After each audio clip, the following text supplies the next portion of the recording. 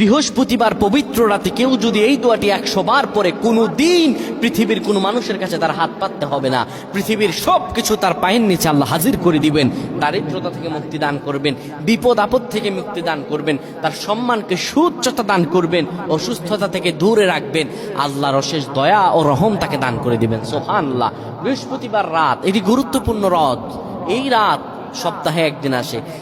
আরবিতে রাত আগে আসে, দিন পরে আসে। সুতরাং বৃহস্পতিবারের যে দিন গিয়ে রাত, এটি বৃহস্পতিবার রাত নয়, এটি শুক্রবারের রাত, এটি জুমাবারের রাত, এটি দোয়া কবুলের রাত, আল্লাহর কাছাকাছি হওয়ার রাত। সুবহানাল্লাহ।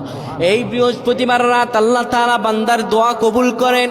কেউ যদি বৃহস্পতিবার রাতে ঈশা নামাজের পরে পবিত্র হয়ে ইয়া হাইয়ু ইয়া হাইয়ু ইয়া হাইয়ু ইয়া রফিয়ু ইয়া রফিয়ু ইয়া রফিয়ু এই দোয়াগুলো পড়তে পারে 100 বার, আল্লাহ রাব্বুল আলামিন তার মর্যাদা বৃদ্ধি করে দিবেন। তার জীবনটাকে আমার আল্লাহ সুন্দরভাবে সাজিয়ে দিবেন।